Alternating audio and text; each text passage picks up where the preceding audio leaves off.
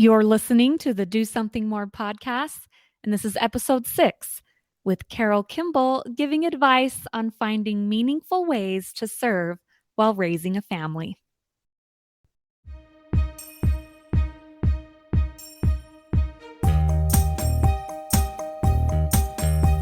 Welcome to the Do Something More podcast, a service-oriented show where we highlight the helpers who inspire us all to do something more.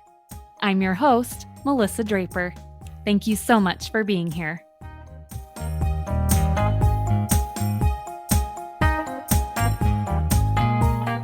We are here with another episode of the Do Something More podcast. Thank you so much for being here today. And I'm especially excited about this interview because it is the woman most near and dear to my heart, my mother. So today we're interviewing my mother, Carol Kimball, for this podcast. Carol, thanks so much. Mother, thank you so much for being here with us today. A real pleasure. I'm delighted, excited. Okay, well, I thought it would be great to do an episode with you on how you fit service and giving back to the community into your life because you and Dad have always been great examples to that, even with the many responsibilities and the large family that you raised, of also prioritizing serving and helping those around you in so many different ways.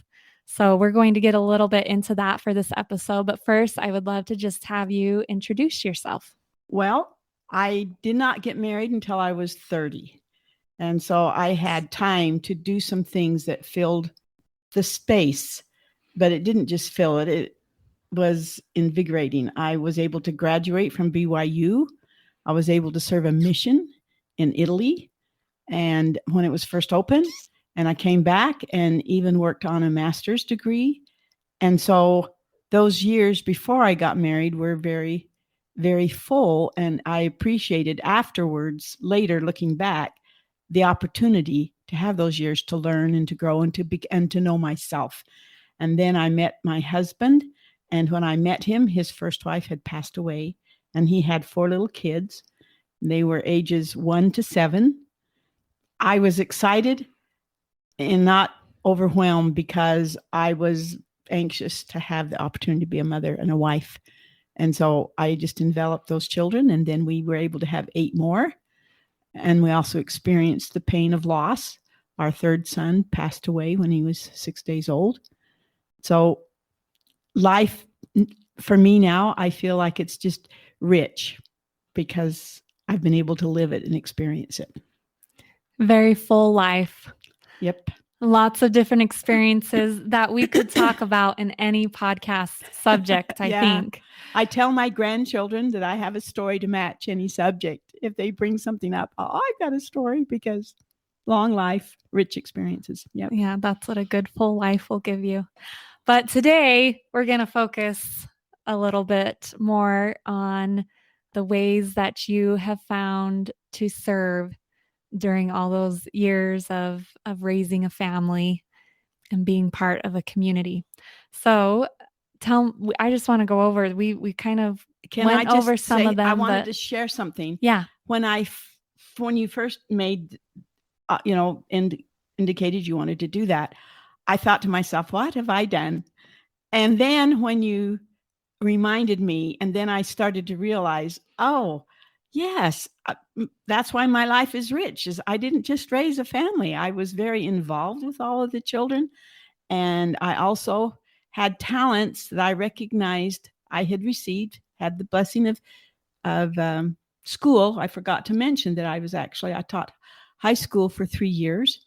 And so that was enriched my life and also gave me a better opportunity to be a better mother. I really like that. But yes, I realized, over the years, I have done a lot. I was surprised. I hadn't thought about it until you mentioned it. Right. And maybe that will be one of the goals of this episode. Is so many times I talk to especially women that feel like they're not doing anything great in particular. They're just living their life, stepping up when they feel they need to, and to be reminded that it does make a difference. And there are a lot of things that they are doing. But let's hear. So I want to hear about, we've talked about some of them, but what are some of those ways that you've one served of the in your first things community? I thought about when we first moved into our home in the Camelot subdivision in Layton, there was a strip of property and we had a freeway that ran close.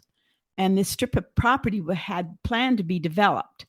But then they put an entrance to the freeway. And so the property was just set there and it was becoming a dump. And I hadn't been in our subdivision too long before we started talking about it. And we formed a committee and we found out that it was going to be sold for who knew what. And we were just discouraged as a neighborhood. And so this committee, we made some inquiries and realized we could develop this property into a park and it would make a much better contribution as a park in our neighborhood. And as we started doing it, then we found out UDOT was going to sell the property. So we had to go down to Salt Lake and meet with the Utah Transportation. And on our way down, we were in a group and the mayor of Layton was going to meet us there. He was supporting our efforts. And on the way down, they said, "Oh, who's got the most experience?" And because of my background in teaching and so forth, they all unanimously appointed that I was going to be the spokesperson. And I didn't even know it until I was on the way down. But I loved the opportunity to use my skills. And I recognized as I took my notes and waited for my turn to speak, I realized that they had no idea what had already been done by this committee. We had had volunteers come from Hill Air Force Base, bring dump trucks and graders, and had hauled off all the stuff that people had dumped there. And a lot had been dumped. And we saw rats. That was our motivation. But none of that was recognized. And as I listened to the people talk in the meeting, even the Layton mayor wasn't aware of what we had already done. And so when it came my time to speak, I quickly asked, I said, "So how much volunteer effort do you think needs to be put into this to give it credibility and to make it of worth?" And the figure came up 15,000. Well, I could show that 20,000 had already been spent. And that was so exciting for me that I had that understanding of arguments, if you will, or how to defend ourselves. And so when we got through, that was one of my really good experiences in community serving. We got our park and it was so fun, and it's been used as a park ever since, and it's been delightful for the neighborhood. And that was as a young mom with young children, mom with 6 kids, that you decided to do that because it meant something to you and you wanted to see a change. And like I say, we had a group doing it. I didn't feel alone, but it was just interesting when they said, "Oh, you're going to be our spokesperson." It was like, but I felt like we really accomplished we accomplished our goal. I love that story. I know some of the other examples I thought of because you, as a high school teacher, did drama and directed plays and had experience with that. And I saw growing up, you use those skills in a voluntary way lots of times as well. It's interesting that the many opportunities I had, I did not venture forth to say, "I want to do that." In most of the instances, someone came up to me and they pointed out that I taught high school speech drama, I taught history, and I did musical plays in high school. And so that was a talent that I had developed and people recognized it, but I didn't run to volunteer it. But when they found out I had that background, I had the opportunity to do plays, a number of plays. And one of a culmination was we did a play in our stake to celebrate the sesquicentennial of the pioneers arriving in Utah. And what it was interesting, the year before that, I I participated with the PTA, and we created a program with the grade schoolers. And again, I didn't jump forward to do that, but as we got into it, I'd make suggestions. The next thing I knew, I was in charge of this skit to celebrate these various things. And then I had that opportunity to do the stake play. And I was glad to use my talent, and I was willing, but it wasn't something I jumped to do it. But afterwards, I was so glad I did. And I think about, there are many people that may be reticent, that have talents, and it isn't bad to kind of acknowledge or help encourage them to share them. Because had someone else not done that with me, I wouldn't have been so anxious. I wasn't anxious to volunteer. Yeah. For those of us that may be needing a certain skill set, to not be afraid to extend the invitation to someone. Yes. And then for you to not be afraid to say yes. I mean, as a mother with a large family and all the things on your plate, what do you think helped you say yes at those different times? That would cross my mind. My husband had church callings, and there were a couple of times when those requests came from church. And one of the reasons that I was able to do it was I did have a very supportive husband, and that did help. I had his encouragement, and I would point out to him that if he was going to encourage me to do this, then he had to help me with the slack at home, because I think most mothers know nobody steps in and magically it doesn't happen. It doesn't magically all get taken so I did have used some good organizational skills. And also my family always gave me good support. My children. And oftentimes I ended up involving them in the stake play.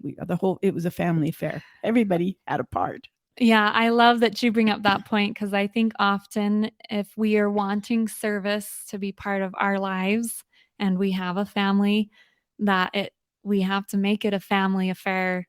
And I do remember that stake. I think I was 14, ninth grade when we did that. And everyone living at home was involved in it some way. Some of us were in it. Some of us, I think, helped with the sets or did a myriad of different things. Yes, yeah. And made that. And that did it together as a family. It was a sacrifice in many ways, and also a contribution that we were all making together. And over the years when I've helped with these, especially with plays, because I understood what it took. It takes a lot of work and a lot of behind the scene work. The stage crew rarely gets the credit. Right. And yet if you don't have those others and the need, myself, I recognized someone did it for me, and then I was in that place. But then I looked for others that had talents and could make a contribution. And I found that letting them know what I admired in them and recognizing their talent also made it much easier for them to offer to help, because you can't pull those things off by yourself. And that's the first thing you realize. I can't do it alone. Who am I going to bring aboard? And I brought them aboard the same way I was brought aboard. Right. I recognize I know someone who has that talent, or I know someone who has done that in the past, and to let them know that they are good at it and that it'll mean a lot, then they come and contribute.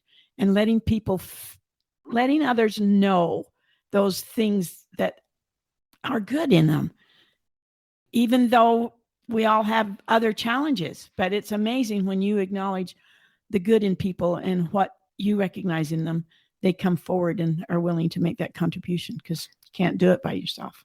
Yeah, I love that. That is definitely something that I have learned from you and tried to carry on, is recognizing the unique talents. And that's really one of the goals of this podcast, is recognizing the unique good things we all already innately have. We have. And to finding a way to contribute with them. And I've known a lot of people, and when they feel bad, their feelings have been hurt, and you recognize that you've got to work hard to overcome that and help them see the good.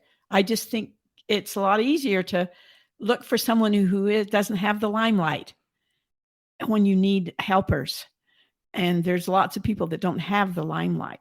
But when you mentioned about children, I realized too, we wanted our children to know the joy of service, of looking outside yourself.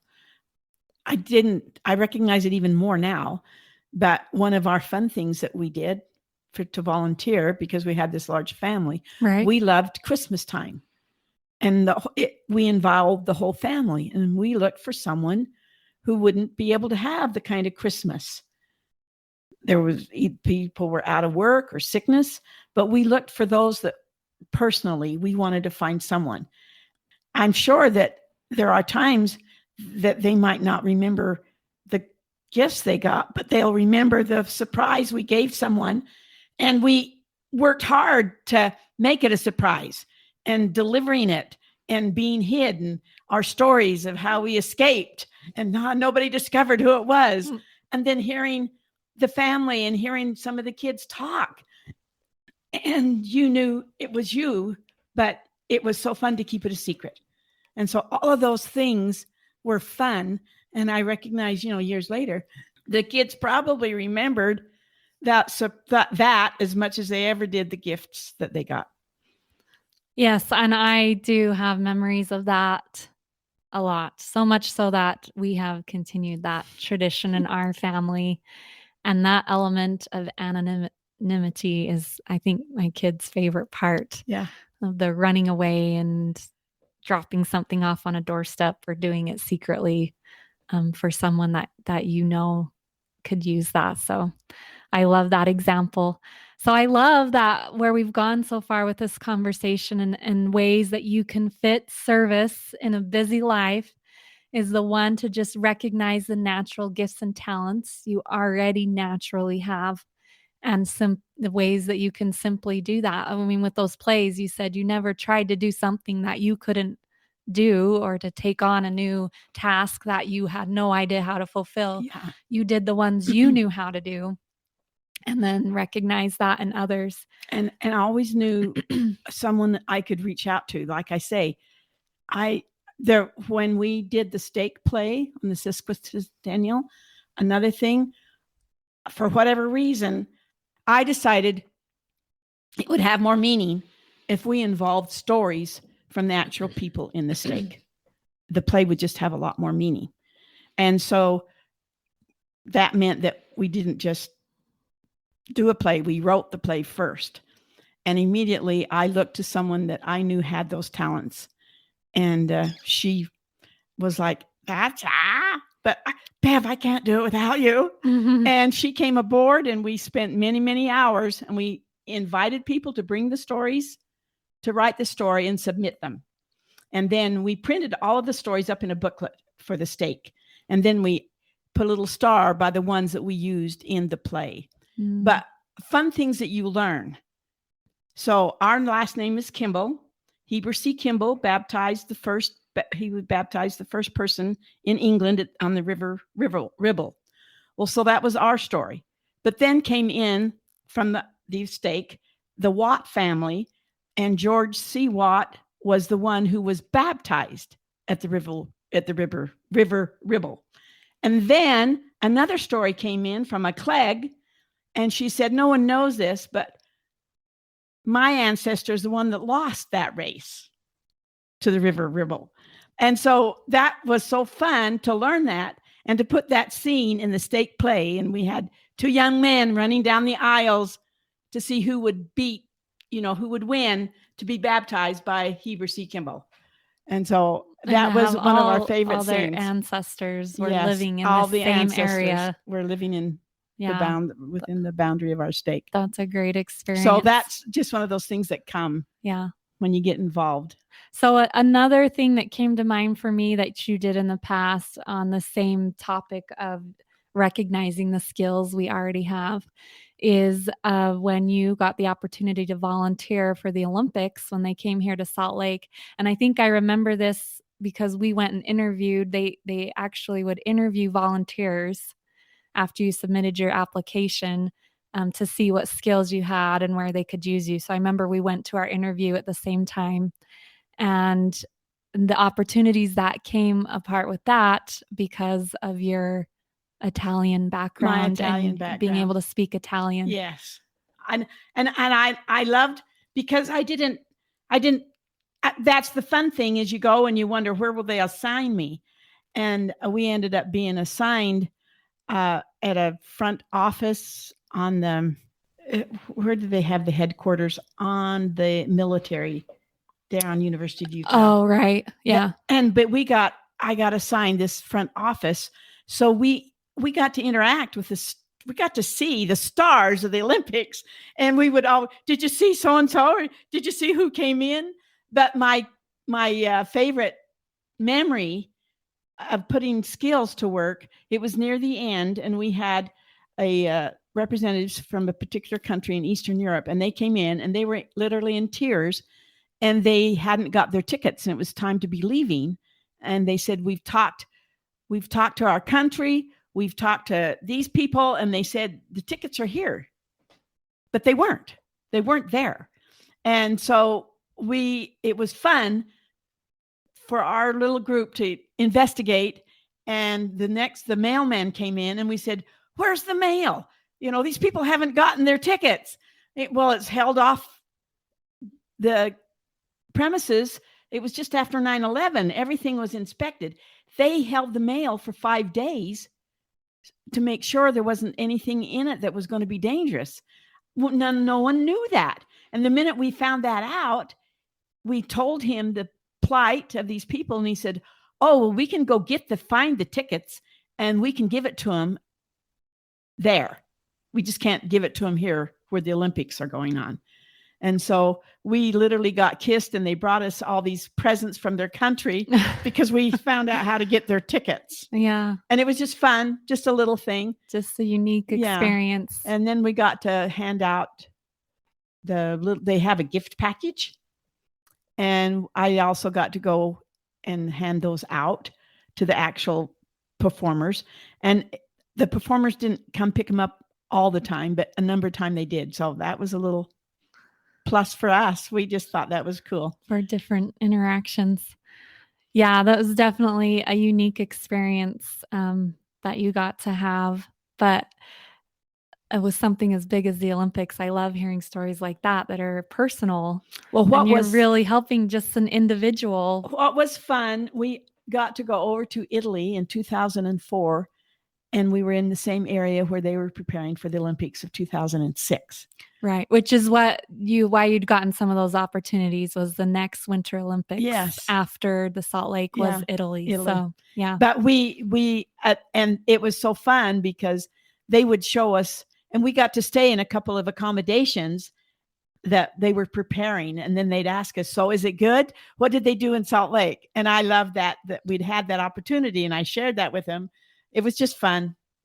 Your horizons are improved, and you just see life.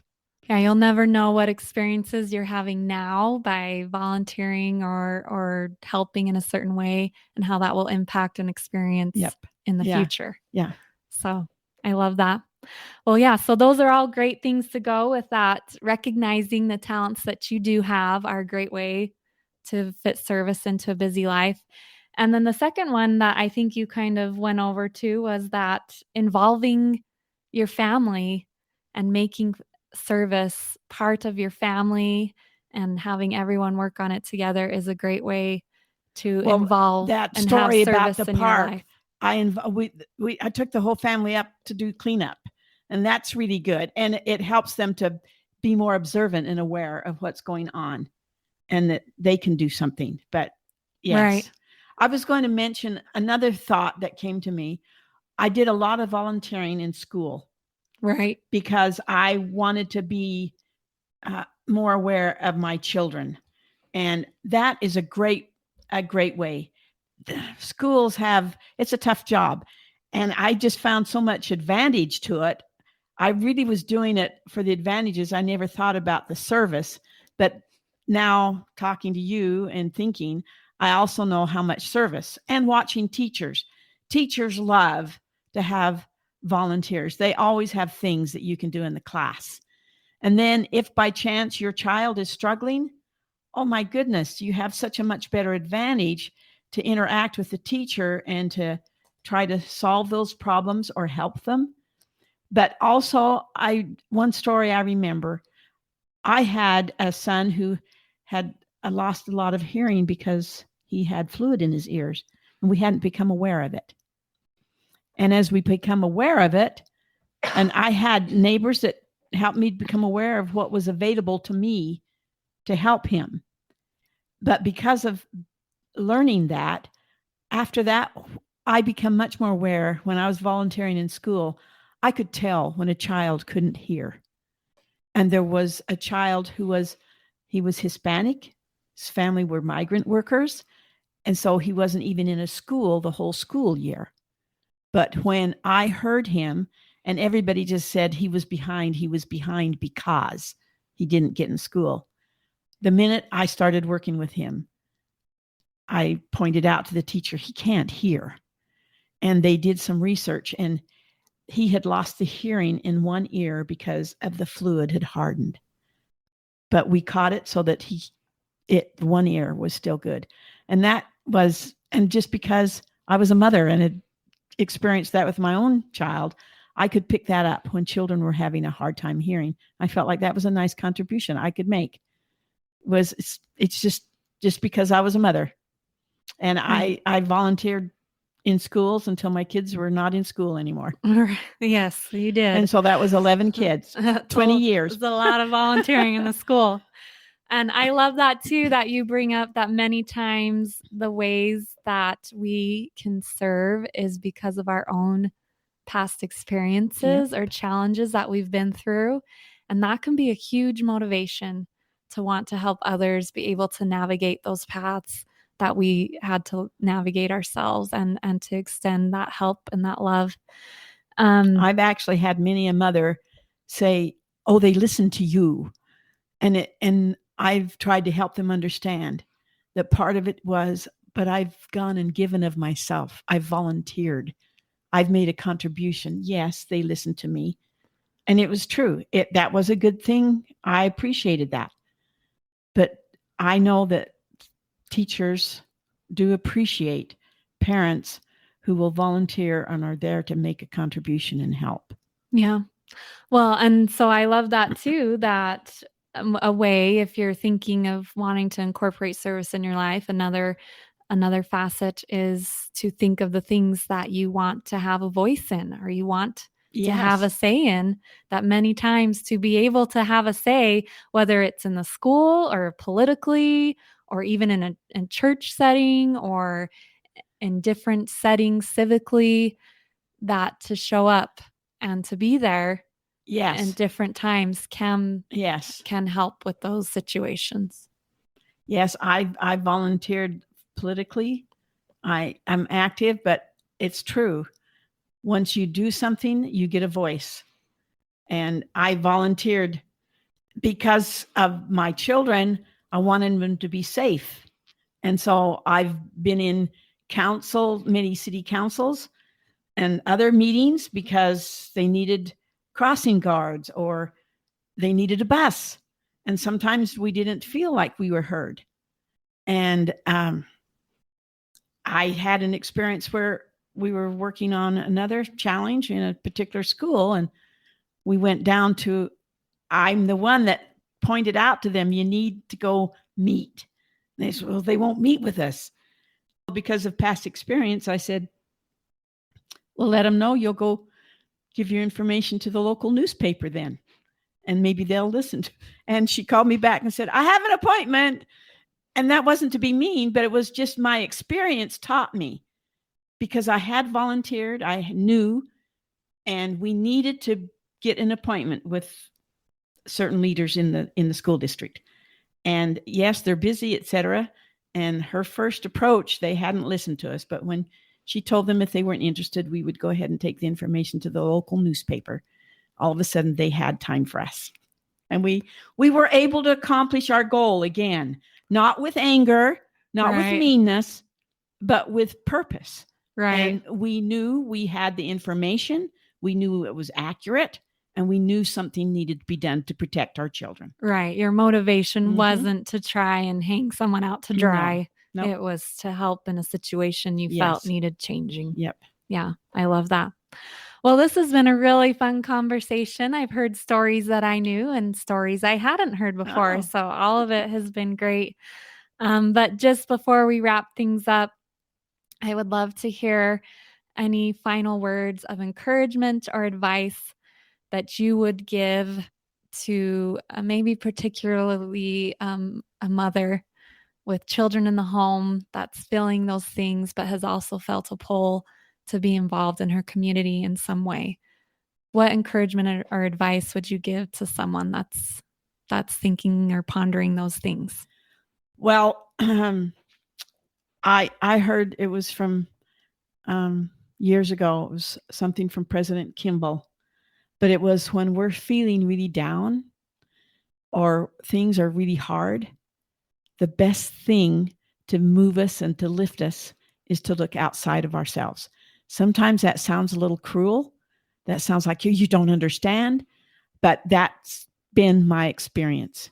If things are hard and if you're feeling low and you don't know how to make something happen, look around to get out of yourself. Look around and see if there's someone that needs a smile from you, a word, and look to see where you can, if there's something you can contribute. And there's just something about serving others that lifts. It just does. It gets us out of ourselves. And it's the best way I know how to help me get out of a funk. Yes. Well, that's our whole podcast right there. That's the whole goal of this podcast is to communicate those ideas. And I love that you share that because we've kind of touched on the more formal ways that you have served. But of course, as a daughter growing up in your home and even now as an adult, the service that I have observed and remembered the most that I see you and Dad do is the simple kind of service like that, where you take a minute to encourage someone or to give someone a ride or to be an advocate for someone at a medical appointment or whatever it is, or to take a meal or some those simple, really, I mean, they're simple things that we're taking maybe 20 to 30 minutes out of our week to think of somebody else. They're not huge and they're something anyone can do. But they do help us.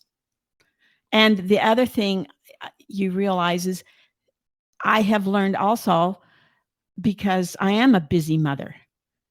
I'm not as busy now, but I have been. You're still pretty busy, I think, with your family. I appreciate that I let people know if I really want to give service, I let them know. And it's returned itself so much. And this is what I've learned to say. Yes, you may call me, but let's keep it transparent. If you need me, you call me. And if I'm available, I'll always be honest and I'll say I'm available. If I'm not, I'll be honest and tell you I can't this time. But I am surprised how many times that liberates both of us. And so no one has to feel awkward. They won't have to feel awkward. They don't feel like you're doing it in a bad time, because I promise them I won't. Right. But if they call me then and I say, oh, I'll be right there, they feel so much better. Because it's sincerely, you can be right there. We have a neighbor who is on dialysis now, and we had that conversation with him. And so the other day he called and said, I have transportation there, but I don't have transportation home. Are you available? I sure am. And that knows that he will do it again because we've been honest with each other. I love that. Just setting that clear communication. Yes. And that is another skill you've taught me as well that I have been able to use. And I love it because you're still, you want to serve, you want to help, and you're communicating that desire along with what you're able to do. Exactly. And so it's honest, but it's a giving, willing heart too. And I don't ever feel like, oh, she's calling again. Oh, I never feel that. Because I have we've set the the expectations. And so we both know and we're comfortable. Yeah. Well, that's a great tip. I think anyone listening could follow that tip in their lives and use it in a good way to serve and to bless others. Well, thank you so much. I feel like I need to say Mom and Carol for being here on the show with me today. I've just really appreciated your insights, and I know others will benefit from the many good experiences you've had with service as well. Thank you. And I've been fun reminiscing and remembering some of these experiences. It's been fun. Thank you. That concludes my interview with Carol Kimball, or my mom, my mother. And I, of course, always love talking to my mom, but it was a lot of fun for me to interview her for the podcast. And she knows how to tell a good story, as you can see from the many stories she shared there, a skill that she's hopefully passed down to me. I feel that she has. And I think you can also see why her and my father are such good examples to me of service. Serving others is truly just part of who they are, whether it's their family, their neighbors, their friends, or in their community. And they definitely have helped me build my own foundation of the importance of serving and giving back. Plus, she shared a lot of good tips in there, so many good nuggets of wisdom. I think that's what life and experience often brings you. And I'm so glad she was willing to share some of those on the podcast today. So I hope you enjoyed that interview. I hope you found some inspiration on how to incorporate meaningful ways to serve in your own life, whatever it might look like, or the busy things you have on your plate. And just encourage you to follow up on any thoughts or inspiration you felt while listening to the show. So, I want to remind you again that you can follow the podcast on social media. We're on Instagram at dosomethingmore.podcast and on Facebook at the Do Something More podcast. And I also would love to have you, if you've been enjoying this podcast and these episodes, I would love to have you follow the podcast on whatever listening app or way that you're choosing to listen. Go ahead and follow and subscribe. And then you can see the new episodes that are getting loaded and updated each week. So, thank you so much for being here. I'll see you next time.